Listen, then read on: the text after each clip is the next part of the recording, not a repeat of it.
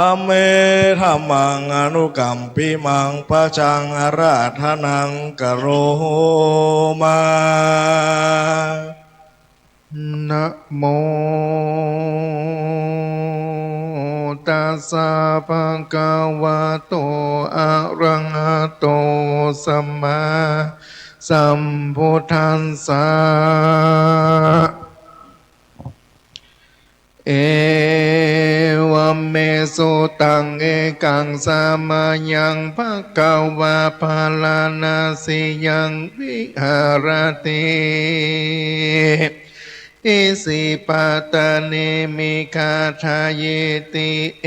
วเมสุตันติอาทิกังนิตานาว่าจานังกรรมีตนว่าเอวเมสุตังนี้เป็นนิทานว่าจานะแห่งสูตรอันนี้อานามมหาอานันตาเทระเจ้าตนเป็นธรรมกาธิกาธิกาเก่าแก่อรหันต์นามแต่ว่าเจ้าทั้งหลายได้500 องค์มีมหาการสปาเทระเจ้าเป็นประธานนามในเมื่อสังกายนาธรรมวันนั้นว่าพันเตภะคะวากาแดแห่งอาลิยกาสปาเทระเจ้าอิตังหิตังธรรมจักกะปวัตตนาสุตังอันว่าธรรมจักกะปวัตตนาสูตรดวงนี้อานนามข้าจื่อว่าอานันตะหากได้สดับพระพังแต่ข้าอูแก้วเก้าก็คือว่าปากแห่งพระพุทธเจ้าโดยอาการดังคาจากวิสัจนาไปนานี้และนาเอกังสะมายังมีสามัญญากาลาขับ1สัพพัญญูพระพุทธเจ้าโทนมีปากัญญะอันงดงามอยู่สถิตสำราญนามในป่าอิสิตานะมีกาทานยวันเป็นที่ฮืออภัยแก่เนื้อตั้งหลายมีตีกายเวียงปาลานาสีประมาณว่า500 เจนขาตานุตาทะโกภะกวาปัญจวัคคีเยภิกขุอามานัมแต่เสในกาละนั้นพระพุทธเจ้าก็จะซึ่งปัญจวัคคีย์ภิกขุ5 ตนโดยคำว่าเททเวเมภิกขเวดุราภิกขุทั้งหลายกูทาก2 ประการอันนักบวชบอกกวนนำเสพมีพระการจันใดจากกิยาอันประกอบโดยสุขอันติดข้องในกามกุลทั้งหลายอันเป็นกิเลสกามและวัตถุกรรมฟุงอันมาอันลามกะถอยย่อหากเป็นของเจ้าบ้านปูตูจะนะบ่เป็นของอาลิยะเจ้าอันบ่เป็นพโยจนะสักอันแลพระการหนึ่งกิยาอันประกอบไปด้วยเปลี่ยนอันกระทำลำบากแก่ตนเป็นน้ำดังอัญญติทธิจีป่วยในกาละเลดูฮอนปล่อยดังไฟไว้ดังไฟไว้ไปหน้าและไปหลังข้างซ้ายข้างขวาแล้วก็เข้าไปนั่งอยู่ในละแวกว่างกองไฟไปบนก่อฮือฮ้อนโดยรัศมีของพระอาทิตย์และปฏิบัติตนนามลำบากแก่ตนอันนี้บ่เป็นกองปฏิบัติแห่งอาลิยะเจ้าตั้งหลายกาตาม แล้วบ่เป็นคุณแลพโยจนะสักอันแลอาเตเตเตปิกเวอุโปอันเตอนุปากรรมมัจจิมะปฏิปทาดุราภิกขุทั้งหลายพระตถาคตปฏิบัติเข้าไปสู่โกฏากสองอันนี้อยู่ในตำกลางคือว่าบอกเข่งนัก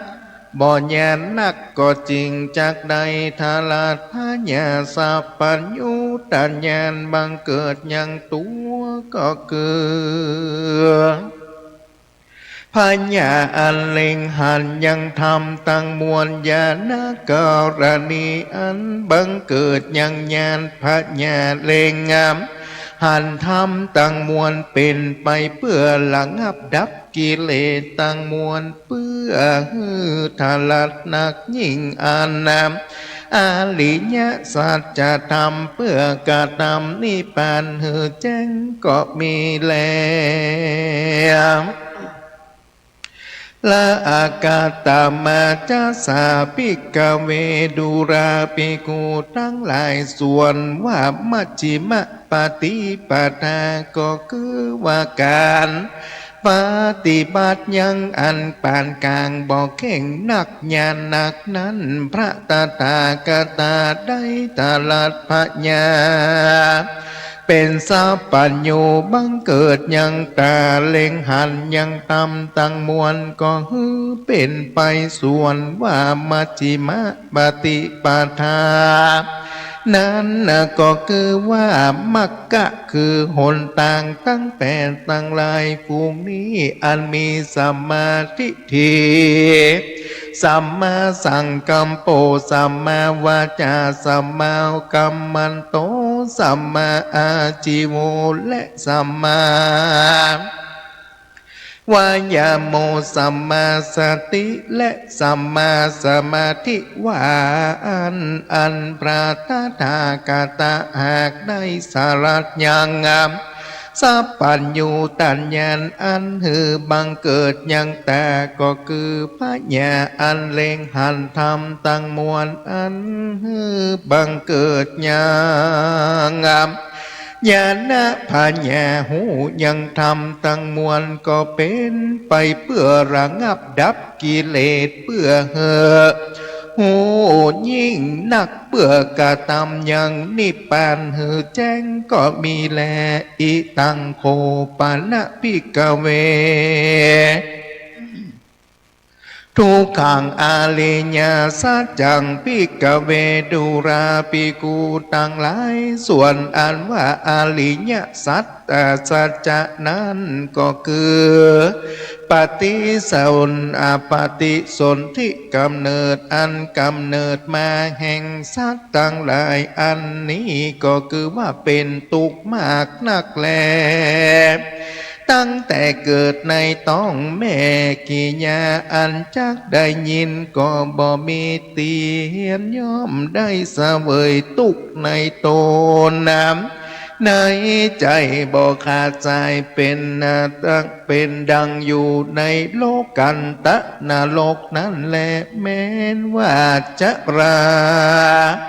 เท่าแก่อันนี้มาก็เป็นทุกข์แม้นว่าเปียที่อันเกิดขึ้นในตนตั้งมวลอันนี้เปิ้นว่าก็เป็นทุกข์แม้นว่าการน้ำมรณาการจุติตายแตกมั่งแห่งขันธ์ตั้งหาอันนี้ก็เป็นทุกข์และนาอันกิญาอันประกอบโดยผู้อื่นจังตนก็เป็นทุกข์การได้ปัดภาคจากของอันติฮักเฮาก็เป็นทุกข์และนาใครได้วัตถุอันใดและบ่ได้ตามดังความปรารถนานั้นอันนี้เปิ้นก็ว่าเป็นน้ำทุกขังแลนะสังคิเตนะปัญจุปตานะกันตาทุกขาอันบังเกิดอย่างงามขันธะตั้งห้าก็คือว่ารูปขันธาเวทนาขันธาสัญญาขันธา สังขาราขันธาวิญญาณนักขันธาอันนี้ก็เป็นทุกข์มากนักอิตังโคปะนะภิกขเวทุกขาสมุทะยังอาลิญะสัจจังญายังตานาโปโนภาวิตานันเตดุราภิกขุทั้งหลายกาณทุกขสมุทัญญะสัจจะก็คือว่าธรรมชาติฝูงนี้สิ่งเดียวและฝูงใดจา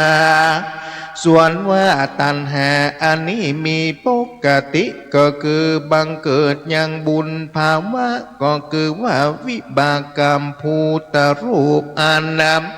ประกอบด้วยนันทิราคะยินดีในภาวะที่เกิดมานานอันเป็นไปในกาลในกามคุณทุกเมื่อแลภาวะตัณหาอันเป็นไปด้วยทิฏฐิทิฏฐิอันมีในตนในตัวเอาถือโดยคำว่าโลกะอันนี้โลกนี้มานามบ่มันบ่เตียงวิภาวะตัณหาอันนี้ก็เป็นไปโดยอุเฉนทิฏฐิอันนี้ก็คือถือเอาด้วยกรรมว่าโลกนี้ขาดเสียแลภิกขเวดุราภิกขุทั้งหลายส่วนวัฏทุกขนิโรธสัจจะนั้นนาก็คือธรรมชาติอันระงับดับเสียยังราคะตัณหาสิ่งเดียวทำอันใดเป็นเหตุเนื้อละเสียยังกิเลสตัณหาตั้งมวลก็ดีทำอันเป็นเหตุเนื้อปนจากทุกข์ตั้งมวลก็ดีทำอันใดเป็นเหตุเนื้อกะตำบ่มีอะไรใจของในตัณหาตั้งมวลธรรมอันใดชื่อว่านิโรธอริยสัจจะก็คือกล่าวว่านิพพานนามนั้นสิ่งเดียวอิตังโคปะนะภิกขเวดูราภิกขุตั้งหลายเมื่อพระพุทธเจ้าสำแดงยังทำอาริยสัจจะทำตั้งสี่ประการแล้วที่นี้จักสำแดงยังญาณและปัญญาอันเป็นไปในสัจจะตั้งสี่นั้นหากว่าเป็นสามก็คือสัจจะญาณ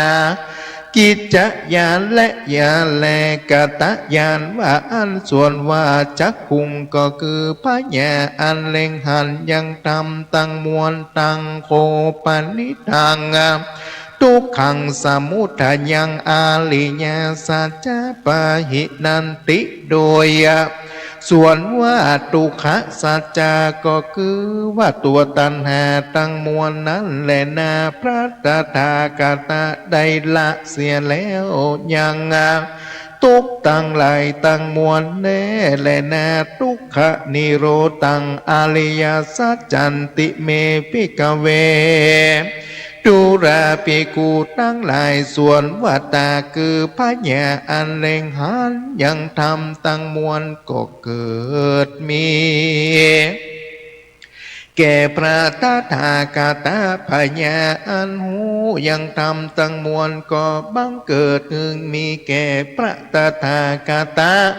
ในกาลวันนั้นก็มีแลอันว่าทำตั้งมวลอันเป็นสังฆาลตะก็บ่ได้เป็นอุปสรรคแก่ผู้ที่ได้เลื่อมใสเชื่อในคุณพระพุทธเจ้าได้เฮียนหูอย่างอาริยสัจตั้งสี่โดยกรรมอันนี้เป็นสมุทาสัจจะอันเป็นมังกลสัจจะปัญญาอันหูโดยพระสัทธรรมตั้งสี่ดังนี้แลอันนี้ก็ชื่อว่าได้ทลัดหูอย่างงามอริยสัจจะตั้งหลายตั้งสี่ในสมุทาสัจจะเป็นปหาตาภาผู้มี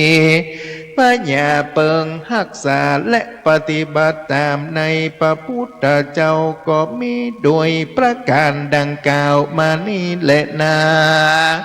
นิติตังกิญาสังวันนาวิเศษจากาวห้องเหตุแก้ไขยังงาม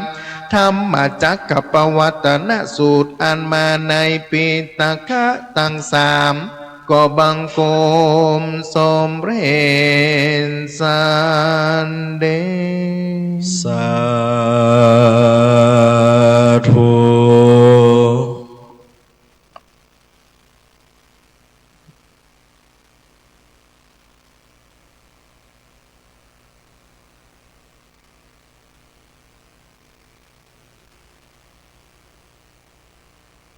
เรียนเจอหนีแม่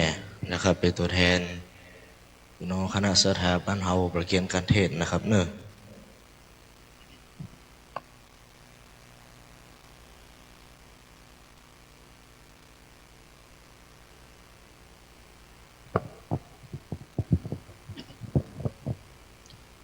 เอาปอนเนอร์ศรัทธายะถาวะลีวะหาปุลาปาริปุเรนติสาคะลังเอวะเมวะอิโตตินังเปตานังอุปกปปติอิจิตังปฏิตังตุมหังคิปะเมวะสมิจจันตุสพเพปุเรนตุสังกปาจันโทปนะละโสยถามณิโชติระโสยถาเอวังหนตุดีและอาจจะในวันนี้ก็หากว่าเป็นวันดีทิธีอันวิเศษเหตุนั้นไม่มีสมณศรัทธาและมูลศรัทธาบ้านนองกายของเฮาคู่คนที่ได้เอ่ยนามก็ดีบ่ได้เอ่ยนามก็ดีก็ได้พร้อมใจการตกแต่งแปลงพร้อมน้อมนำมายังจตุปัจจัยเคละนะตั้งหลายมวลฟุงนี้ดอกไม้ธูปเทียนพร้อมกันนั้นก็ได้ปูจาพระธรรมเทศนาชื่อว่าธรรมจักรปวัตนสูตรมาเทศนา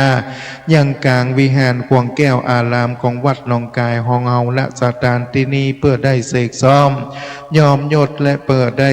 เป็นมังกละแก่วัดแก่วาแก่ครูบาอาจารย์จะตั้งหลายศรัทธาญาติโยมก็ดีบุญกุศลอันใดที่สั้นศรัทธาท่านตั้งหลายอันเกิดจากการทำบุญ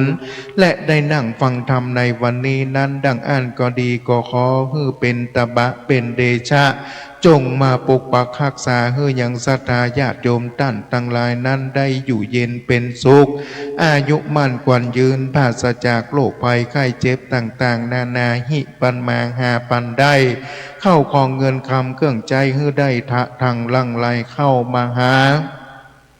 ตนตัวและครอบครัวหากมาดเป็นว่าได้เกิดไปในเจนใดชาติใดก็ดีก็ขอให้ได้พบได้ปะยังศาสนาพระพุทธเจ้าตลอดไปจนถึงให้ได้พบปะยังพระศรีอานพระพุทธเจ้าที่จะได้ลงมาอุบัติขึ้นในภายภาคหน้าให้ได้หันได้มีดวงตาหันธรรมให้ได้เกิดขึ้นกับตนกับตัวสัตยาญาติโยมไปใจทุกภาวะจาตินั้นจุ่มจักมีใจยะตุภวังใจยะมังกลังใจยะมหาลาพังใจยะโสติภวันตุเตภวะสัพพีติโยวิวัจจันโต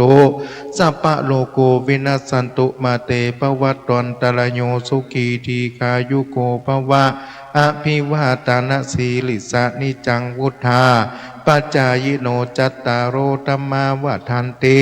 อายุวันโนสุขังปะลา สาธุสาธุสาธุนะครับไปที่เสร็จร้อยนะครับในการในวัฒนธรรมเทศนานะครับธรรมจักรปวัตนสูตรนะครับถูกทวนสี่นะครับ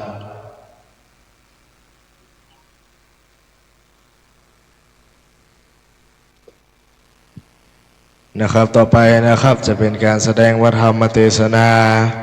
นะครับทำปารมีนะครับนิมนต์นะครับครูบาวัดบ้านจางนะครับได้เป็นองค์แสดงวัฒนธรรมเทศนานะครับเมื่อได้ยินแล้วก็ลงมานะครับหลวงพี่นะครับ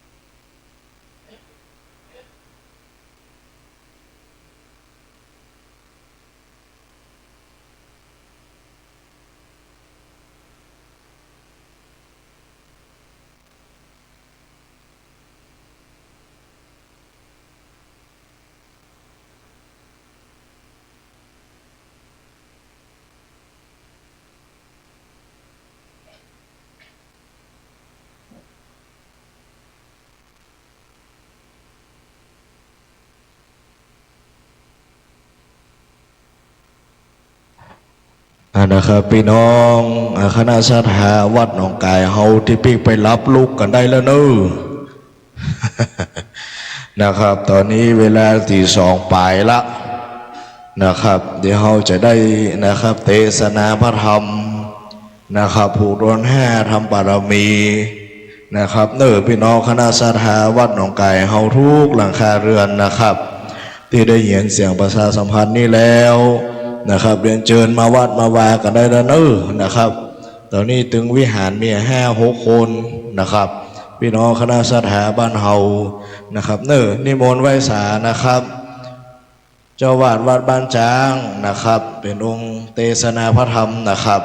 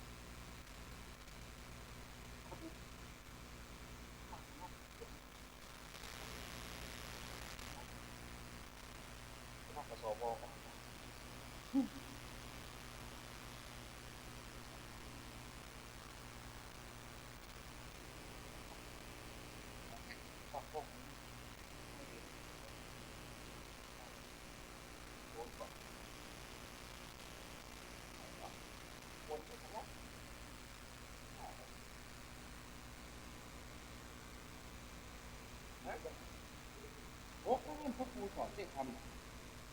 โอ้ยพวกครูสอนผมไม่ได้เทศได้กันอะไรแต่ก็เหลือแกไม่ได้เทศได้กันนั่นมี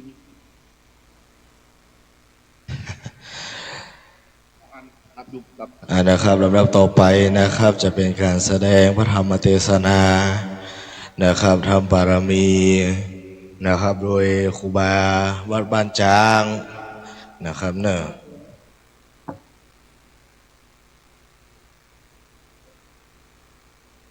พ่อยังไปยังไง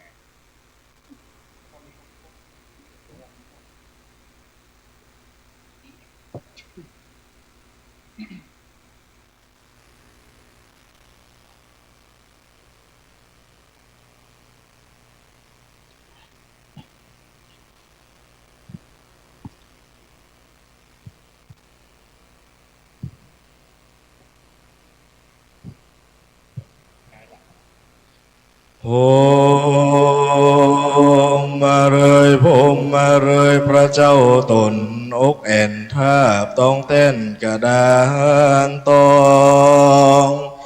ทำนันใดถูกทัดทองเป็นกองแห่งนักปราชญ์ผู้ข้าน้อยนาถขออาราธนาธรรมพระเมธรรมังอนุกัมปิมังพระจังอาราธนังกโรมานะโม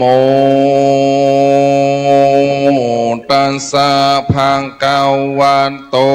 อะระหะโตสัมมาสัมพุทธัสสะอัฏฐโคยังมีในกาลคับหนึ่งพระพุทธเจ้าอยู่สถิตสำราญบนเหนือเขาคิชกูฏอันมีจิ่มไกลเมือง ลาจักหนครกับด้วยหมู่เจ้าภิกขุสังฆาตั้งหลายสังขยาว่าได้ปันปาย250 ตนเตียนยอมเป็นอรหันตาจุโตนเต้าเว้นไว้แต่มหาอนันตเถระเจ้าเป็นเสขะปุคละตนเดียวบ่เป็นอรหันตาเตื้อแลตถาในกาลยามนั้นพญาอินตากับตั้งเทวดาตั้งหลายได้ยิบ10,000 ตนก็มีเจ้าจตุโลกปละตั้ง4ก็ดีกับเทวดาตั้งหลายในจันฟ้าจัตุ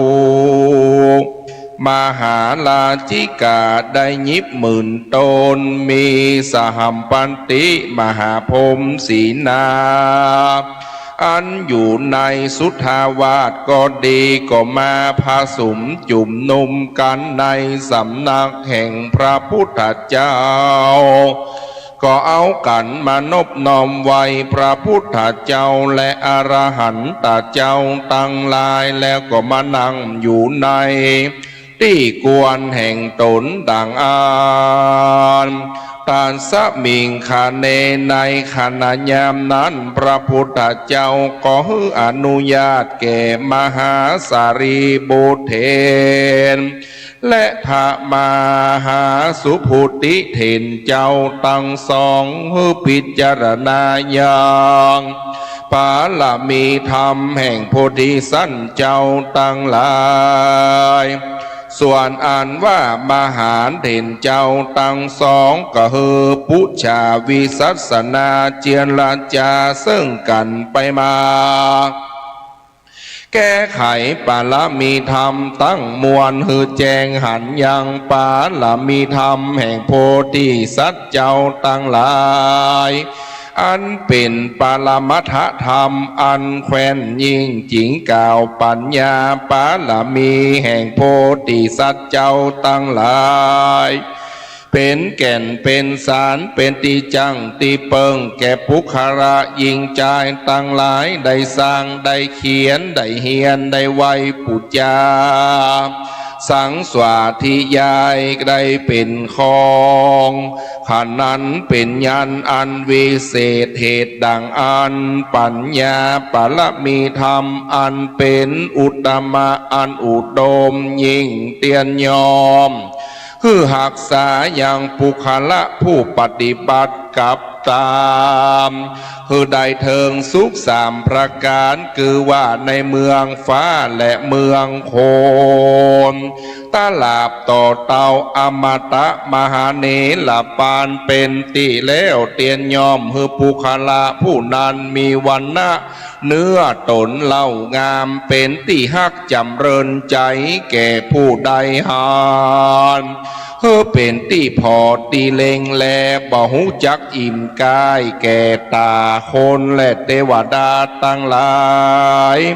เหตุต่างอันปัญญาปรมีธรรมดวงนี้จิงงามยิ่งกว่าแก้วมณีโจทย์แห่งพญาจักรวรรดิเหตุว่าปรมีธรรมหากรักษาตนตัวแล้วว่าในกาลยามนั้นพญาอินตาจิงไวสาพระพุทธเจ้าว่าพันเตภควาข้าแด่พระพุทธเจ้าขอจุงเทศนาธรรมปาลมีอันพาเสดแก่ผู้ข้าตั้งหลายเพื่อได้เป็นที่จังที่เปิงแก่กุลบุตรกุลธิดายิ่งใจตั้งหลายแด่เตวานเมื่อนั้นพระพุทธเจ้าจิงเทศนาวดุราพญาอินตาธิราชจุงฟังและจำเอาไว้แล้วจำเริญสวาธิยายว่าดังอันเต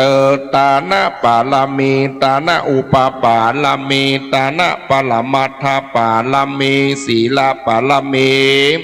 ศีลอุปปาลมีศีลปรมัตถปาลมีเนคขมมะปาลมีเนคขมมะอุปปารมีเนคขมมะปรมัตถปารมีปัญญาปารมีปัญญาอุปปารมีปัญญาปรมัตถปารมี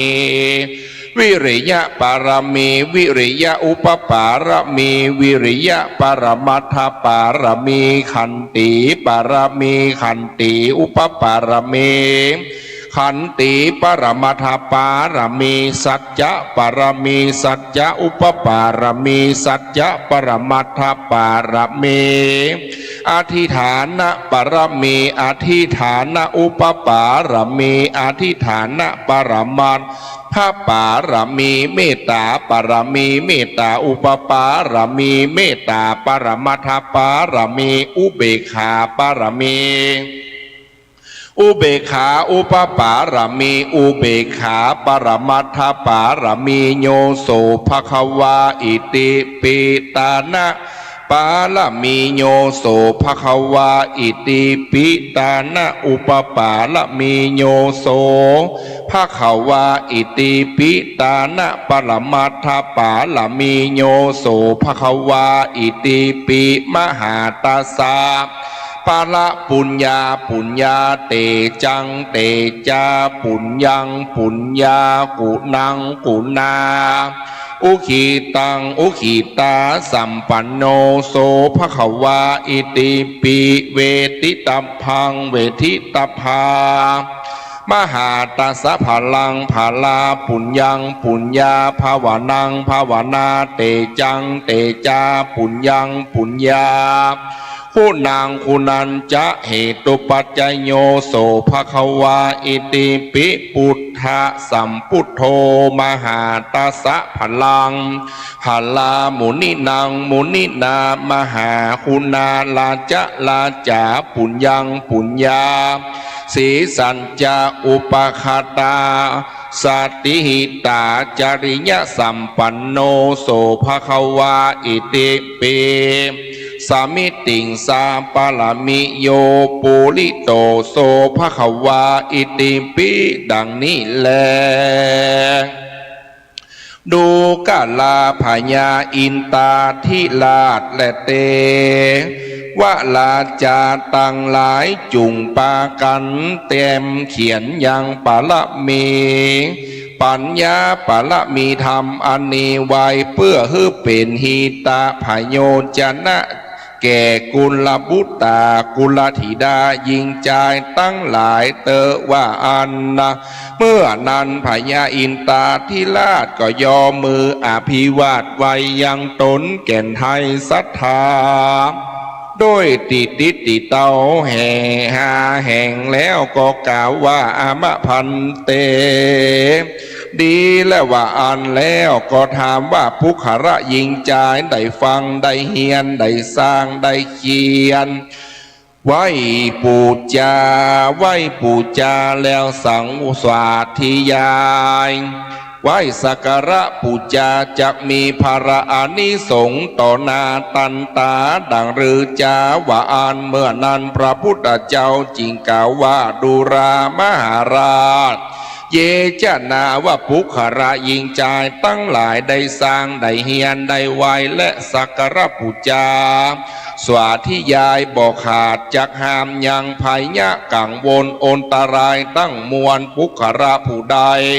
บ่ห้อนจากตายด้วยหอกโดยดาบไม้ค้อนก้อนดินและเจือกเล็กก็บ่มีสักคาบเต้าพญาเสนาอามาตย์ผู้ใหญ่ผู้น้อยผู้ใดผู้หนึ่งจักมาข่มเหงก็บ่ได้อุปทะกังวลโอนตรายตั้งมวลก็จะรำงับดับหายไปเพราะปัญญาปาลามีธรรมหากรักษาจักเป็นตีจังตีเปิงตีฮักจำเริญใจแก่ตาพญามหากษัตริย์ผู้ใหญ่ผู้น้อยแม้นไปที่ใดก็บ่มีสัตว์ตัวหายมากระทำให้และใดว่าอ่านยามนั้นอ่านนานอันยัดไทยตั้งหลาย จะเข้ามาเต็งมาข่มมาเหงก็บ่ได้เหตุว่าพญาอินตาหูใจ ได้สวาธยายปารมีธรรมส่วนอัญญทีต่างหลายลวดไปหนีหายไป เมื่อนั้นพญามารตนมีอิทธิฤทธิก็ปาเอารีบปนมามากหนักจักผาจนผาแปรพระพุทธเจ้าก็เอากันเข้ามาพญาอินตาหูใจจริงสวัสธิยายปารมีธรรมพญามารกับต่างโดยปริวารจิงลวดป้ายหนีไปก็มีแลยามนั้นเทวดาตั้งหลายจิงผายดอกกาสลองติบลงมาปูจาพระพุทธเจ้ามากนักยามนั้นพญาอินจิงไวพระพุทธเจ้าว่าพันเตภควาคาแด่พระพุทธเจ้าปุคระยิงใจผู้ใดได้สร้างได้เขียนได้เรียนได้ฟังดังอันปัญญาปรมีธรรมนี้หากรักษาคือผู้นั้นได้พ้นจากอันตรายตั้งมวลคือมีสุขทุกเมื่อแลเทวดาได้แสนโกรธก็เข้ามาสู่ที่ฟังธรรมปรมีธรรมไว้นกคบยำแต่มากนักการว่าเทวดาลงมายามใดก็หอมกลิ่นคันธะรสติบอันบ่ห่อนมีในเมืองคนสักเตื้อแลปุคระผู้นั้นแม้นฝันหันก็ดีถือว่าหันพระสังฆะลูกศิษย์พระพุทธเจ้าพระพัจเจกะพุทธเจ้าและไม้สลีมหาโพธิเจ้าตั้งหลายฝันหันคือว่าฝันหันดีนักแลพญาอินตาไวพระพุทธเจ้าว่าปุคระผู้ใดรักษายังปัญญาปาลมีธรรมไว้ภายไว้ปูจาสวัสธิยายโดยอันเชื่อใสการคารวะคบนบยำยินดีแต่แลดังอ่านก็จักเป็นภาระนาบุญอันอุดมยิ่งรักษาปุคระผู้นานคือพ้นจากอันตรายตั้งหลายตั้งมวลคือเอากันมันสวัสธิยายจำเริญเมตตาภาวนาไปใจแด่เตอพระพุทธเจ้าเทศนาแก่พญาอินตาสันนีก็มีวันนั้นแหละนาปัญญาปรมีโยนิธิโตกิญาอันกล่าวปัญญาปรมีก็บังคมสมเลสเด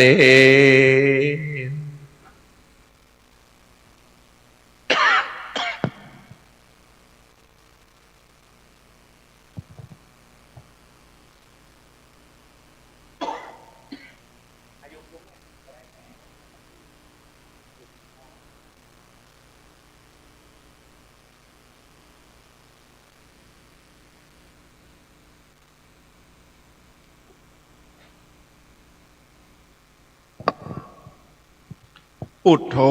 มังคาระสัมพุทโธสัมพุทโธติภาทุตโมพุทธมังคละมาคมาสภะทุขาปมุญเจเลธรรมโมมังคละสัมพุทโธกัมปิโลตุตาโสอนุงธรรมะมังคละมาคมาสภะพญาปมุญเจเลสังโฆมังคละสัมพุทโธตักขินายโยอนุตตโลสังฆมังคละมาคมาสภะโลกาปมุญเจเลดีละอัจจในวันนี้ก็หากเป็นวันดีสลีจยะมังกละอันพาเสดลำเลิศยิ่งกะวันและแยมและตันตั้งหลายบัดนี้หมายมีสมณะศรัทธาและมูลศรัทธาตั้งไปในและไปนอกไปในหมายมีท่านอธิการสมปานท่านเจ้าอารามาธิปติวัดหนองกายไปนอกหมายมีสิโยคณะศรัทธาคุรุอุปถากสันนิบาตตันเข้ากปากันสนงกงกวายตกแต่งแปลงผ่ำพร้อมมาทุบุภามาลาดวงดอกข้อตอกดอกไม้จตุปัจจัยวัตถุไตยตานสังเขตข้าวโพสนาหารจตุปัจจัยวัตถุไตยตานมาถวายเป็นต้านยังปูจาธรรมนี่มายังปูจาธรรมปาละมีธรรมเพื่อจักสมโพธิองค์หลวงพ่อใหญ่ชัยมงคลวัดหนองกายไว้ในวันนี้ บุญกินบุญตานมวลฝูงนี้ไว้กับตนกับตัวสัมปติปลายภาคนี้และปลายภาคหน้าพระบุญแก่กล้าประหลอดประเทิงเติงตันไว้กับตนกับตัวสัมปติปลายภาคนี้และปลายภาคหน้าก็ขอเป็นบุญกินบุญตานปิกมาไหวหน้าสัมมาพิทักษ์ปกปักรักษาอย่างเจ้าสมณะสถาและมูลสถาจุได้มีความสุขจงได้มีความเจริญผาศจากอย่างสัพพทุกข์สัพพโศกสัพพโรคสัพพภัยสัพพเคราะห์สัพพคืดสัพพเสนียดจันไลจงตกว่าได้ไฟจงไหลประตูน้ำตั้งแต่นี้ไปหน้าจงมีโจกปีโจกเดือนโจกวันโจกยามอายุปีอายุเดือนอายุวันอายุยามอยู่ใจก็ขอให้มีโจกมีลาบมีใจจะนะปราบแปรขาดซึกสัทลูหมู่มารเป็นติฮักและเมตตาอินดูขุนาแก่โคละเทวดาขอให้การเงินก้าวหน้าการค้าก้าวไกลเดินทางปลอดภัยก็ขอให้รวยซุปเปอร์รวยเหอะเคสในชีวิตนั้นจุงจักมีเตี้ยงเต้ดีหลีกุมาโลจะมาลากุณะกุลากุอาโหสุขังสปีติโยวิวัตชัมตุสปะโรโกวินาสตุมาเตภวตวนตรโยสุขีทีคายุโกภาวะอภิวาตานาสีลิสะนิจังวุธาปจายโนจัตตารโอธรรมาวัฏันติอายุวันโนสุขังปลังอุตติสะตนังธรรมเตสนังปัญญาปรมีธรรมปัญจานอุตติสะตานังนิปานังปรมังสุขัง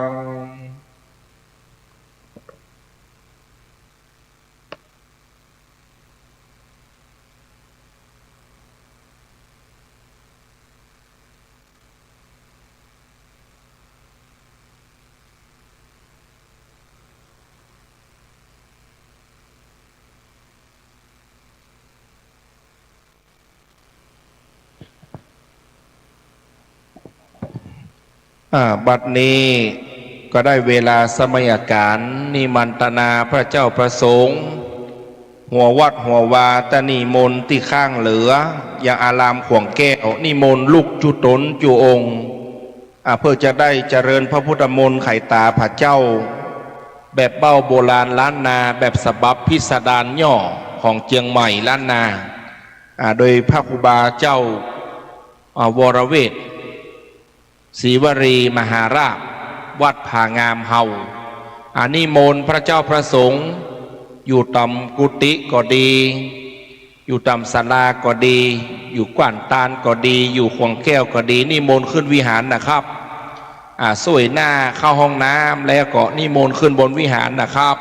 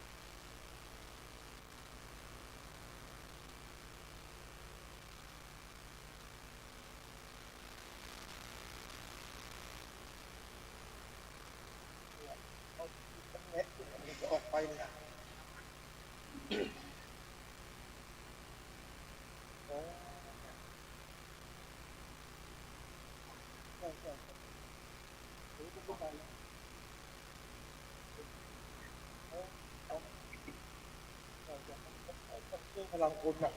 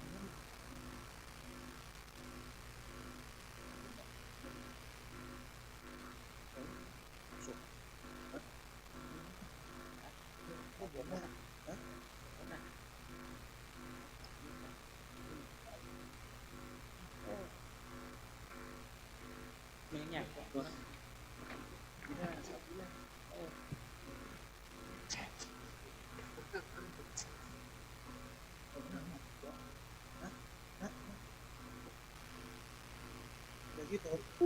ถ้ามันเหลือหน้านี่ถ้าเหลือหน้านี่ถ้าเหลือหน้านี่กำลังแน่แบบแล้วถ้ามันเหลือมันขึ้นเต็มมันเหลือหน้าต้องปอก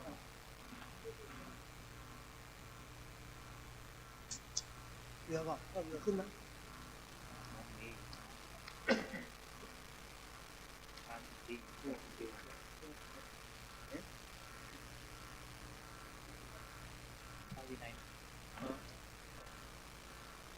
ผมไม่ต้องไปปักแม่จุ่ม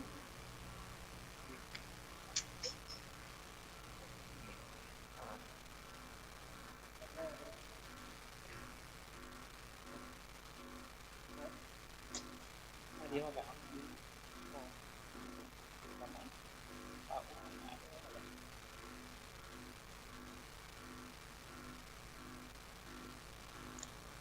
ที่ทำมาเนี่ย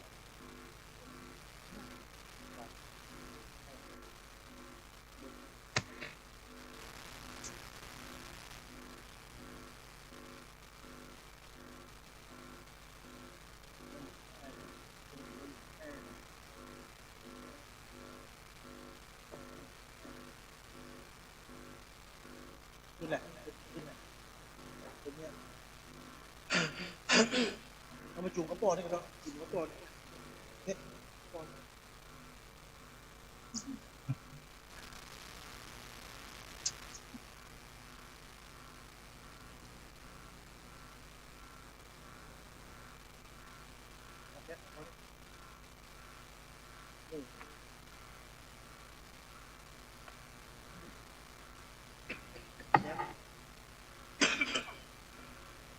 เนี่ย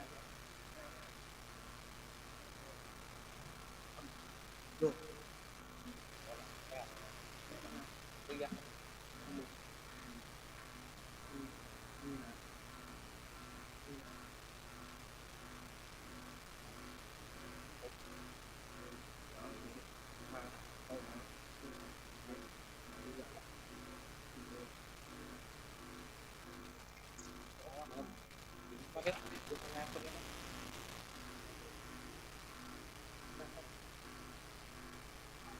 หัวหนังนี่กัน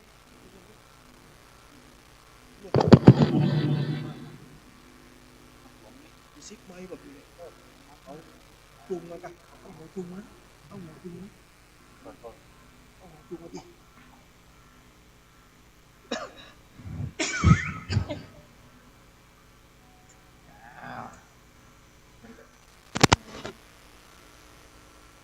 ชี้ได้ก่อนเซ็ตทำเซ็ตเอาจะไปจุ่มอะไรเนี่ยหรอ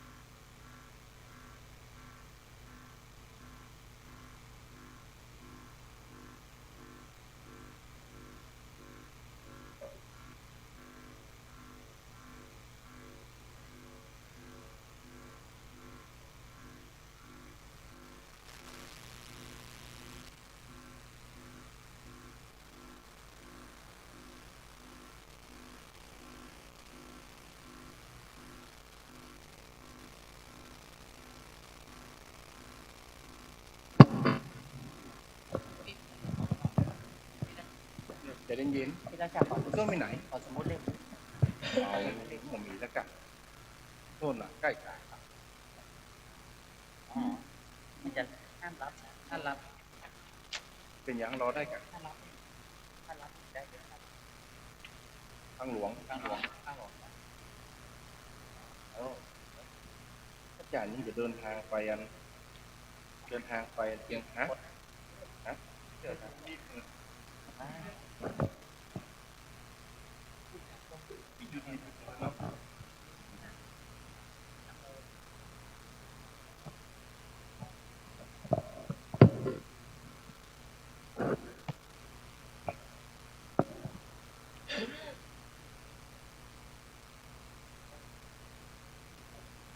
เอาโอ้ได้อ๋อจบเกมได้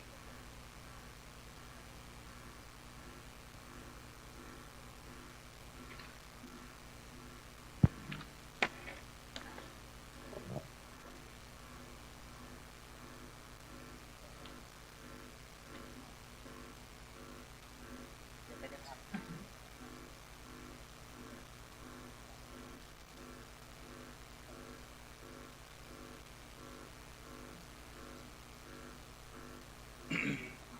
เข้าก่อนจะเข้าไปที่บ้าน ไม่ทำความผิดข้อปฏิบัติ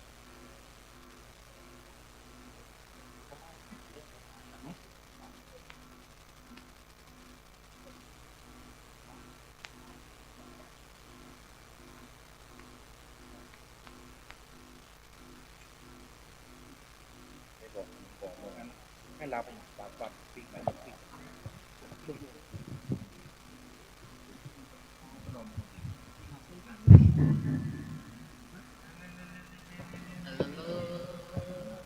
ัวเบอร์ตัวเบอร์พิสดารนะที่คือน้องสายใต้ตอนออกตะวันตกนี่เ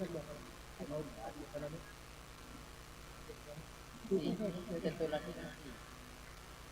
ตัวเบอร์พิสดารนี่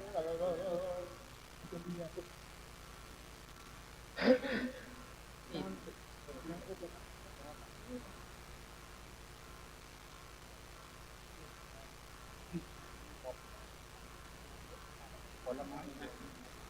ผลไม้ทั้งนั้น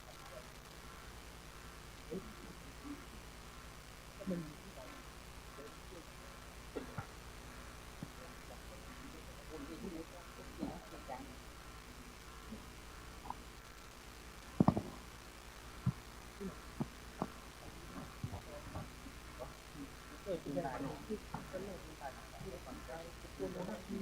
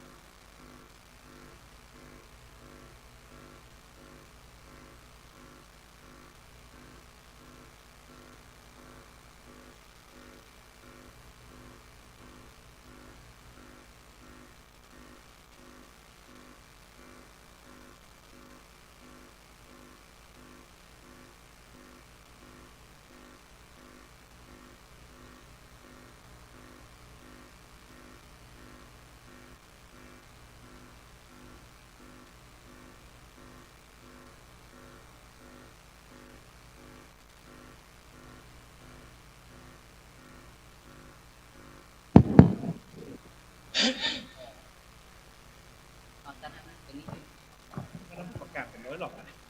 ต้นหลับลึกไป ยิ่งพี่ไปนอน หลับลึกไป ยิ่งพี่ไปโดดไปนอนไม่ขยันนะแม่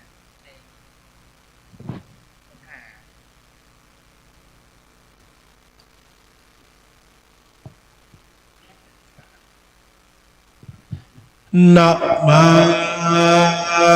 มิติรัตนตยังสัพพังอันตรายปีวินาสันตุอาเสสโต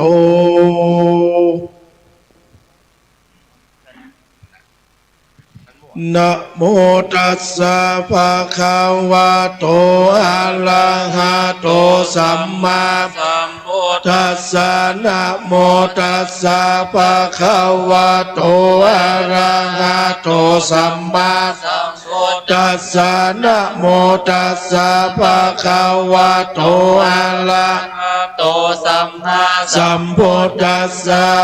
พุทธังสารนังคัจฉามิธัมมังสารนังคัจฉามิสังฆังสารนังคัจฉามิทุติยัมปิพุทธังสารนังคัจฉามิทุติยัมปิธัมมังสารนังคัจฉามิทุติยัมปิสังฆังสารนังคัจฉามิตติยัมปิพุทธังสารนังคัจฉามิตติยัมปิธัมมังสารนังคัจฉามิตติยัมปิสังฆังสารนังคัจฉา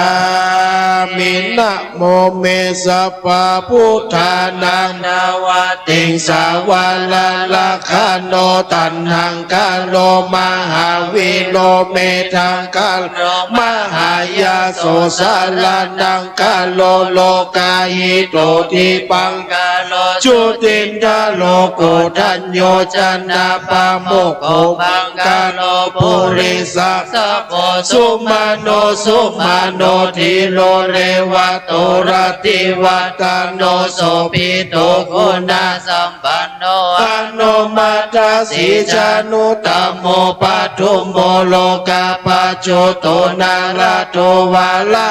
ตติปทุมุตตาโลสัตตาสาโลสุเมโทอาคาบุคาโลสุจาโตสัพพะโลกาโกปิยาตาสีนาลาสะโพอันตตาสีการุณิโกธรรมตาสีธัมโมโนโตสิทธโตอาสมโมโลกิติโสจาวาลาตังวาโลปุโสจาวาลาพุทโธวิปัสสิจานุปโมสิกิสัพพะหิโตสัทธาเวสะภูสุขดายะโกกากุสันโดสัตตวะโหปุนาคามโนราชัญจาโหกาสัพพสิริสัมปันโนโกตโมสังกายะปุงกาโวอัตถวิสติสังกตาอิเมพุทธามาอิติกาการุณาคุณาสัมปันนาสัพพะโลกาวิปูจิตาเอเตทัสสะภะราพุทธาอุตตมาอาคาบุคาลาเตปิสังฆคุณาอาสุปิติเยอปะตังปะตังเอเตพุทธาติตาจัมมังกาลาโหติสัพพะตาตาวิสติเมพุทเทอาหังวันตามิสัพพะตาเตสังญาเยนะสีเลนะขันติเมตตาปาเลนะจะเตปิโนอนุรักขันโตอโรคะเยนะสุเขนะจะตาวิสติเมพุทเทโยนะโรสารนังกัตโตกัปปะนิสัตตะสาสนิทุกขติงโสนะกัจจันติอัตถวิสติพุทธปาริตาโกทัญโยสาลีพุทโธจะโมคคัลลาโนจักกัสสะโปกุมาโรอุโรเวโรจักขายานากิจักกัสสะโปปารัตโทรัตถปาโลจนะโคอังคุลิมาลาโกสุพุตโตปารัตวาโชจะปุณโนวากาลีอาชาสิปัตตาจิจะอุปาลิจะสิวาลิจะกาวัมปติอุดายิจะกาลุดายิโลลุดายิจะปาวาลิสัมมิติปะปังกาโรจะปิสุบันโตสุภ กปิจะสาคาโตโสตโตจะปิโคตโตนากาตตะโกอุลาเลโวจะเลโวจะเรวะโตจะกังขาเรโวจะยังกิโกสุนันโดนันทะเดโลจะนันทะโกอานันโดนันทะกัปโปไวยากัปโปจะปัตตาระโกจะหานาโมโลหะนาโมสังฆมาชิตาปันนาโมลิโนปัตติยะเดโลตัตติยะเดโลสุปะโกสังกิจาอุตตระเดโลสุขเทโลอนุรุตโตโชติโยกิมิโลวิมาโลภาหุสุภาหุจุลปันดาโกมาอาปันดาโกสุมโนจะโสนาคโปจะโสนาโกจะโสนากันโนจะโสนาโกติกัจจยโนวังกิโสปิจะสาอุปาอันกุณฑทานโนราตโกโกกราชโกบาคุโลลาหูระเทโรอนาคาโลจนาลโกวะปะเดโลจะชะสิโลดิเชเตสิติสาวกาเตสังญาเนนะสังญาเมนะธาเมนะจะเตปิโนอนุรักขันโตอาโลกาเยนะสุเขนะจะอาสิติสาวกานิคิตาพุทธานุสติเมตตาจะอาสุภังมารณสติอิติมาจตุราระกาภิกขุภาวายาสีลาวาอนันตวิธาระคุณังคุณาโสโนสรังมุนีภาวายาพุทธิมาภิกขุพุทธานุสติติโตสาวาสเนกิเลเสโสเอโกสัพเพนิคาติยาอาหุสุสุทาสันตาโนปุชานัจจะโหสัพพกาลคาติธรรมเมสัพเพสัมมายังมุนีสัพพกาเลนะปัจจิตวะเอโกสัพพยุตังกาโตวิปัสสนาติวิจาหิสีลาติจารเนสุสมินติหิสัมปันโนคคานาเทหินายโกสัมมาคาโตสุปันธานังอโมคาวาจโนจะโสติวิทัสสะปิโลกัสสยตาริเสสะโตอเนเกหิคุณโนเกหิสัพพสัตตุตัมโมอาหุอเนเกหิอุปาเยหิทาละเมหิทาเมหิจาเอโกสัพพสะโลกัสสะสัพพะอัตถานุสาสโกภะคายาอิสิริยาทินังคุณานังปารโมนิติปัญญายาสะสัพพะธรรมเมสุกาลุนสัพพะชันตุสุอัตถานังปารตานังสาธิกาคุณาจิติกาทายายาปารามิชิตวะปัญญายาตานามุทาริอุติสัพพะธรรมเมสุยัตตัมเยอุทาริทิสามาโนปิตาวสารุปกายโยอาจินตโยอาสาธารณะนันเยธัมมะธัมมะกายเกกาติพุทธานุสติภาวนาอวิจจปัจจยาสังขาราสังขาราปัจจยาวิญญาณังวิญญาณปัจจยานาปารูปังนามารูปปัจจยาสลายตานังสลายตานาปัจจยาภัสโสภัสสะปัจจยาเวทนาเวทนาปัจจยาตัณหาตัณหาปัจจยาอุปาทานังอุปาทานาปัจจยาภโวภาวะปัจจยาชาติชาติปัจจยาชารามารณะโสกปาริเทวทุกขโทมานาสุปายาสาสัมภวันติเอวเมตัสสะเกวะลัสสะทุกขกัสสะสมุทัยโยติอวิจยะเตวะอาศิสวิราคานิโรธาสังขารานิโรโธสังขารานิโรธาวิญญาณานิโรโธวิญญาณานิโรธานามารูปานิโรโธนามารูปานิโรโธสลายตานิโรโธสลายตานิโรธาปัสสะนิโรโธปัสสะนิโรธาเวทนานิโรโธเวทนานิโรธานิโรโธตัณหานิโรธาอุปาทานานิโรโธอุปาทานานิโรธาภาวะนิโรโธภาวะนิโรธาชาตินิโรโธชาตินิโรธาชรามารณะโสขปาริเทวะทุกขโทมานาสุปายาสานิโรจันเตเอวะเมตัสสะเกวะลัสสะทุกขกัสสะนิโรโธติอเนกาชาติสังสารังสันดาวิสังอานิปิสังฆะกาลังกา เวสันโตทุกขจาติปุณณปุนังกาอาการกาติโดสิปุณณเกหังนากาอาสีสัพพะเตปะสุกาปะกาคากุตังวิสังขตังวิสังขาราคตังจิตตังตัณหานังกายมัจจคาติ ยะตาเวปาทุภาวันติ ทิธรรมาอัตตาปิโนชยโตพระมานัสสะอัตตสะกังขาวะปายันติสัพพยัตสัจจานาติสเหตุธัมมังยะถาเวปาตุภาวันติธัมมาอัตตาปิโนชยโตพระมานัสสะอัตตสะกังขาวะปายันติสัพพยัตโตขายังปัญจยานังอเวทิยะตาเวปาตุภาวันติธัมมาอัตตาปิโนชยโตพระมานัสสาวิดูปายังทิตาติมาราเสนังสุโรวาโอภาสยามันตาลิขันติ โยทิโลสัพพะทิทันโตสุ สุโธอปาติปุกะโลอะระหะสุขโตโลเกตัสสะปาริจาระโกเยธัมมาหิตุปะภวะเตสังหิตุตถาคโตอาหาเตสัญจโยนิโรโธเอวังวาติมหาสมโนนายันติเวมหาวีราสมันเมตถาคกาตัมเมนานิยามานันดังอาอุสุยาวิชานาตันติ อาทิเจตสุ อปมาจโตมุนิโนโมนาปะเทสุสิกิโตโสกานาภวันติตาติอุปสันตสสะสัทธาสติมาโต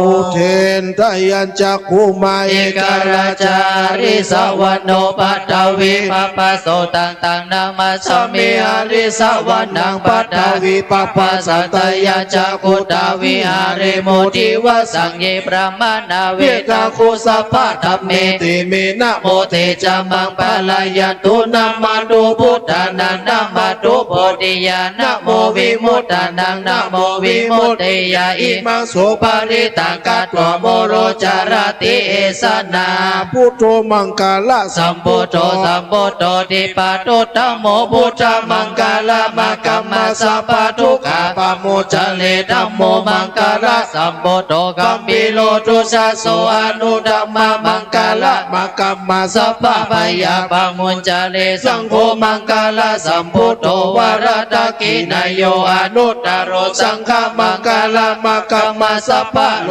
กาป มุ มุญ จา จ เล เล นักขตายะขาภูตานัง ปปะกาหานิวารณาปริตัสสานุภาเวนะอันตัวติสังอุปตเวนะกัตตยะกาพุตานังปปะคาหานิวารณาปริตัสสานุภาเวนะอันตัวติสังอุปตเวนะกัตตยะกาพุตานังปปะคาหานิวารณาปริตัสสานุภาเวนะอันตัวติสังอุปตเว ทุกขปัตตาจันนิพลุ ขา ขา พยาปัตตาจันนิพยาสุขปัตตาจั จั น นนิสุกา โหตุสัพเพปิปานิโนเอตวัตตาจาเมหิสัมปัตตังบุญญาสัมปัตตาสัพเพเทวานุโมทันตุสัพพะสัมปติสิทธิยาทานาดาทันตุสันทายาศีลาลักขันตุสัพพะตาภาวนาภิรัตตาโหตุกัจจันตุเทวตาคตาสัพเพพุทธาภลปัตตาปัจเจกานัญจยังพลังอรหันตานัญจเตเชนารักขังปันทามิสัพพะโส สุโข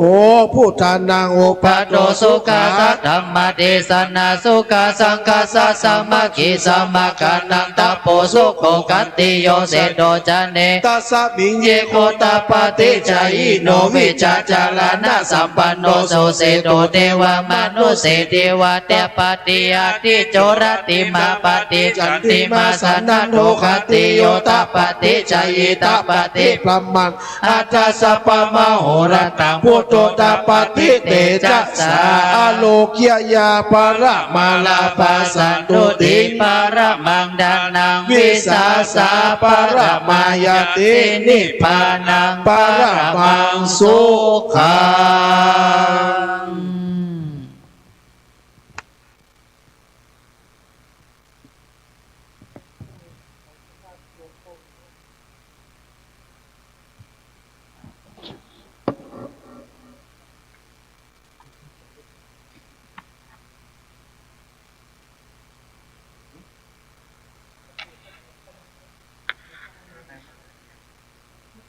ศรัทธาญาติโยมอีพ่อแม่เฮาอยู่ในนี่โยงกันคนทานดีทานน้อยๆฮะนะครับโยงกันคนทานเลยนะครับ จะได้โอกาสเข้าบรรพุปายาเถอะก่อนอันใดที่ยกได้นะครับอันใดนักก็ไม่ต้องยกนะครับมาถึงหมดเลยนะครับทุกคนเลยนะครับมาตั้งหน้าพี่แม่ตั้งหน้าหลวงพ่อใหญ่เลยนะครับนั่งลงแม่นั่งลงเลยนะครับประธานประธานที่ยกได้นะครับ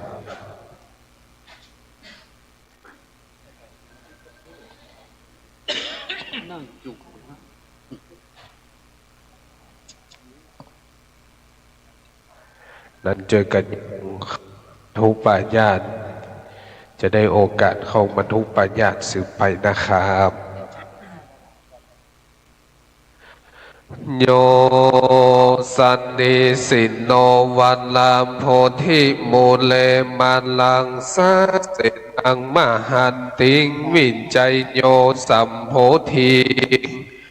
มาขันชิงวลนันตัญญาโนโยโลกุตตโมตังปนามามีผุนทางตังปนามามีธรรมังตังปนามามีสังขังตังปนามามีโพธิโลกขมูลังตังปนามามีมหาเจติยังสาธุสาธุโอกาสาขาแด่พระติตลาย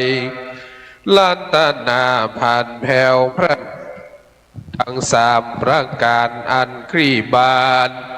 งามเปิ่นเฮืองเรื่องเพิ่มเป็นทิมเปิงแก่สันธามูเตเวทแลมภูคาจังขอน้อมไว้สังกัดลาปูจานแต่เดิมที่โบราณนิยมประการแต่ก่อนเก่าปรางเมื่อพระโพธิเจ้านั่งตำพัมพแนงจึงเก่าไม้สลีสีมหาโพธิ์รมนิโคตสาขางามได้มีนางสูจาดานได้ปั่นแปลงยังเข้ามาโทมปัญญาเอ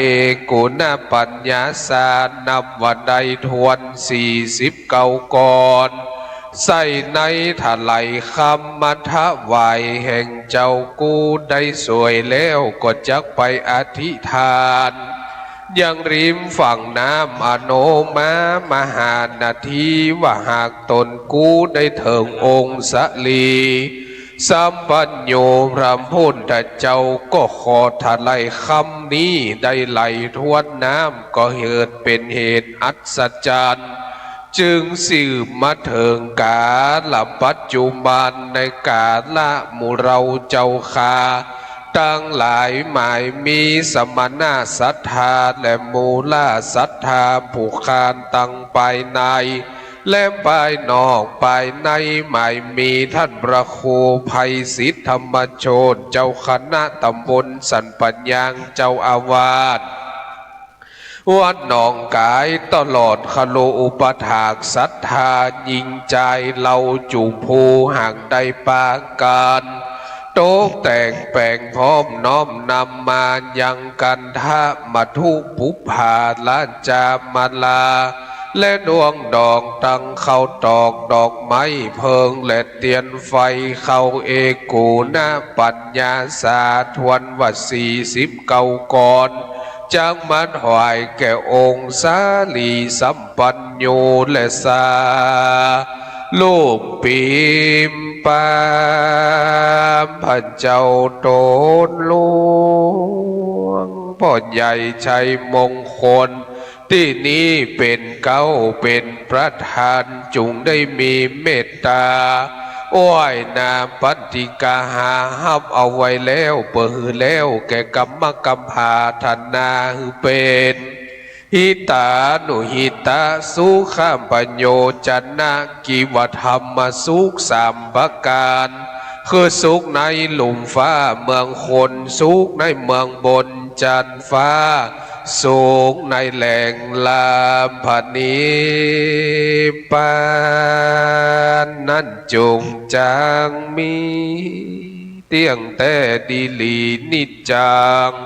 วันตานิปานังสุขังวัตตานิปานัง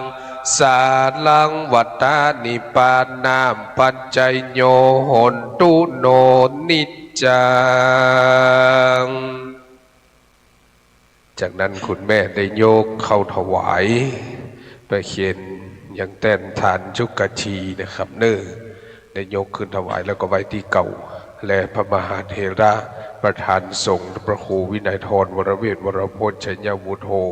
จะได้อธิษฐานดับเทียนชัยนะครับเจ้า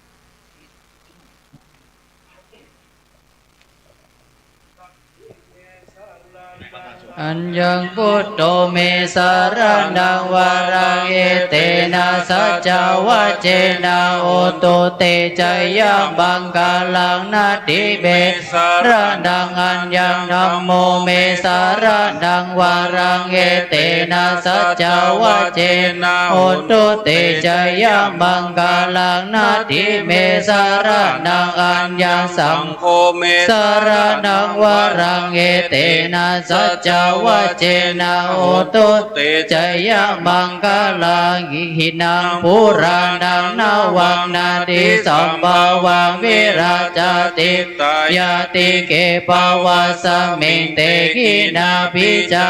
วิรุณาอิจันตานิปัตติติรายาทายัมปาติโพอิตัมปิสังเกรตานังบานิตังเอเตนะสัจเจสุวัติหนตุสัพพะโรกาวินิมุตโตสัพพะสันตาปวาจิตโตสัพพะเวรามาติกันโตยะถาทิโปจานิพุตโตสาธุสาธุสาธุที่บทหมวดเรียบร้อยนะครับจากนั้นเราจะได้ถวายจตุปัจจัยทายทานแก่พระเจ้าพระสงฆ์นะครับ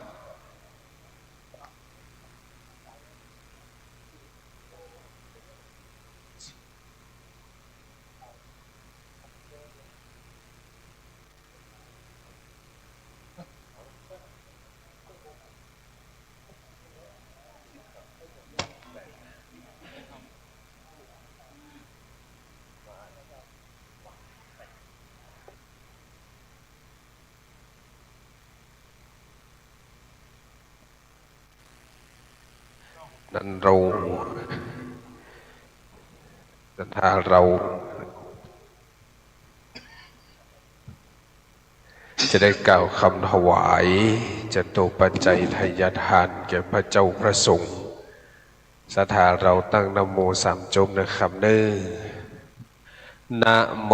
ตัสสะภะคะวะโตอะระหะโตสัมมาสัมพุทธัสสะนะโมตัสสะภะคะวะโตอะระหะโตสัมมาสัมพุทธัสสะโมตัสสะภะคะวะโตอะระหะโตสัมมาสัมพุทธัสสะอิมานิมัญญังพันเตปัจจัยไทยทานนี้สัมปริวารานิภิกขุสังคัสสะโอโนชยามะสาธุโนพันเตภิกขุสังโฆอิมานิปัจจัยไทยทานนี้สัมปริวารานิปฏิคันหันโตอัมหากังทีฆรตังหิตายะสุขายะข้าแต่พระสงฆ์ผู้เจริญข้าพระเจ้าทั้งหลายขอน้อมถวายปัจจัยไทยทานพร้อมกับของอันเป็นบริวารทานทั้งหลายเหล่านี้แด่พระสงฆ์ขอพระสงฆ์จงรับปัจจัยไทยทานพร้อมกับของอันเป็นบริวารทานทั้งหลายเหล่านี้ของข้าพเจ้าทั้งหลายเพื่อประโยชน์และความสุข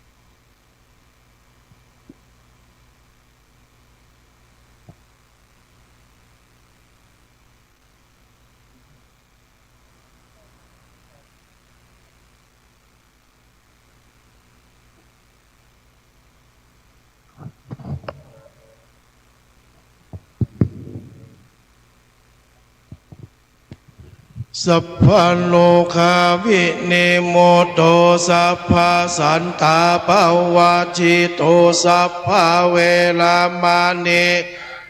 นิพโพโตจะตุวังภาวาสัพพิติโยวิวัชชันตุสัพพ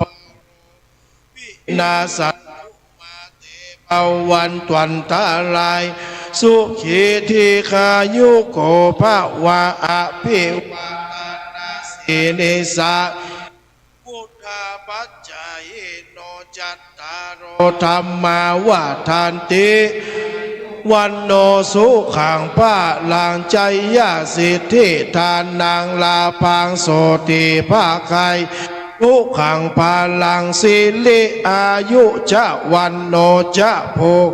วุธิจะยาสวาสัตตาวาสาจะอายุจะชีวะภาวันตุเตภาวันตุสัพพะมังคลาลักขันสัพพะเทวตาสัพพะพุทธานุภาเวสัทธาโสติภาวันตุเอภาวันตุสัพพะมังคลาลัก สัพพะเทวตาสัพพะธรรมานุภาเวสัทธาโสติภะวันตุเตภะวันตุสัพพะมังคลังสัพพะเทวตาสัพพะสังฆานุภาเวนะสัทธาโสติภะวันตุเต สาธุสาธุสาธุกรวดน้ำเป็นเมตตาวันตะหลวงตาน้อยในคำเนื้ออินตังตานากัมมังนิมปานามปัญจยโยโหนตุโนนินจังอินตังสีลังกัมมังปัญจยโยโหนตุโนนินจังอินตังภาวันนากัมมังนิมปานามปัญจยโยโหนตุโนนินจังยังกินจิงกุลสาลังพังกัมมังสัมเปหิงการเตหิงการตังปุญญังโนอนุโมตันโตสุนันโตบนโตเยนเตวาอันสามิงทาเนทิงการโยกาสันทาหนโตสัมปาสันตานังสุขีอันตานังปาริหาลันโตมันตามปินตาสุงกินตาหนโตจันโตสัมเปญาติงกาสุกินตาหนโตโตกัมปามนจันโตสัมเปอะญาติงกาสุกินตาหนโตปามนจันโตสัมเปปิสาสัมเปยังขาสัมเปเปตาโหนโตโตกัมปามนจันโตสัมเปนังคันตาสุกินตาโหนโตโตกัมปามนจันโตสัมเปเตวังโตโตกัมปามนจันโตสัมเปอาจาริโยปัญไสญาสุกินตาโหนโตโตกัมปามนสัมปาสัมปันตินังสัมมินชันตุโววันตามิบุญตังโตสังฆามันธรรมเมพันเตวันตามิธรรมังสัมปังเมโตสังฆามาพันเตวันตามิสังกังสัมปังเมโตสังฆามันธรรมเมพันเตวันตามิคาโรอมปัญจญาจาริเยสังฆามันธรรมเมพันเตวันตามิกัมมันฐานังสัมปังเมโตสังฆามาพันเตวันตามิอารามเมพันธาสีมายังสัมปังเมโตสังเตวันตามิเจติยังสัมปังสัมปันฐานเนสมปันตินตินตาสาลิลานทันโตมหาโบธิงสังฆาลังสาธานาคาโลเกเตวะโลเกพระมะโลเกจัมปุติเปลังกาทิเปสาลีลานตาตุโยนุโยอาระหันตาธาตุโยเจติยังคันทาโกติงจัตุราสิติเสนัมมะกันเตสัมเปสังปาทาเจติยังวันตามิสัมปัสโสวันตามิปันเตสัมปังอัมปาลันทังถ้าเมพันเตมัญญังการตังปุญญังสาโมนทินตัมพังสามินาการตังปุญญังไมหังทาตัมพังสาตุสาตุอนุโมตามิ ใจยตุภวังใจยะมังกลังใจยะโสธีภะวันตุเต สาธุสาธุสาธุลาภะพร้อมกันเลยครับเนื้ออะระหังสัมมาสัมพุทโธภควาพุทธังภควันตังอภิวาเทมิสวากขาโตภควตาธัมโมธัมมังนัมสสามิ สุปฏิปันโนภะคะวันโตสาวกสังโฆสังฆังนามามิหันทธานิมัญญังพันเตอาคัจฉามาพาหุกิจจามัญญังพาหุกรณีญา ยัสสะธานิตุมเหกลังมัจยัตถา สาธุปันเตสาธุปันเตสาธุปันเตพิธีกรรมอบรมสมโภชพุทธาภิเษกเสกส้มย่อมยศสาสรูปเจ้าปิมปาเป็นที่โมรมวลเรียบร้อยอนุโมทนาบุญนมัสการขอบคุณพระเจ้าพระสงฆ์ทุกรูปทุกตนที่ได้โปรดเมตตาจำเริญพุทธมนต์สวดมนต์ตันและสวดมนต์ไข่ตาพระเจ้าตามโบราณจารีตหินหอยบ้านเฮาและขอบคุณศรัทธาอีป่อยแม่เราทุกคนทุกท่านนะครับเนอที่ได้ร่วมกันกินกันตานวันนี้นะครับได้บุญได้กุศลร่วมกันอันนี้เรียนเชิญพักผ่อนได้เลยนะครับเนอเจอกันนะครับคุณแม่เราเจ้าภาพที่ได้ร่วมกันวันนี้ได้กินได้ตานยองเข้าพระเจ้าเข้าบรรทุปายาตเป็นที่เรียบร้อยปั่นแบ่งพระเจ้าพระสงฆ์นะครับเนอเสสังมังคลังยาจามีเสสังมังคลังยาจามีเสสังมังคลังยาจามีศรัทธาได้เศษเหลือนี่เป็นสิริมงคลนะครับเนอนะครับครับสีสังราคาอาจารย์คำศรัทธาเขาปั่นแจกปั่นแบ่งกันนะครับเนอได้กินได้ทานร่วมกันนะครับวันนี้ทำบุญทำกุศลเนอไว้สารในเจ้า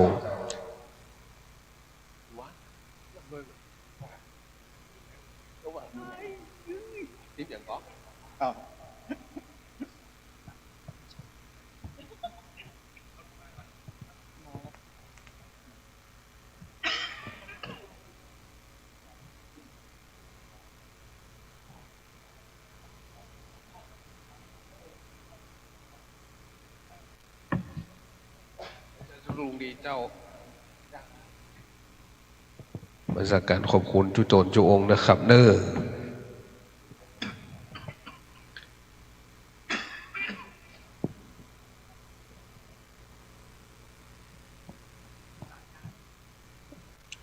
เอาเรียบร้อยพักผ่อนได้เลยนะครับวันพุธศรัทธาเฮาเก็บนะครับเริ่มมีศรัทธาเฮาชักคนนะครับศรัทธาดอกกายเฮาวันพุธก็เก็บศรัทธาดอกกายพักผ่อนวันพุธจะได้ศรัทธาเก็บหัวนะครับเนอ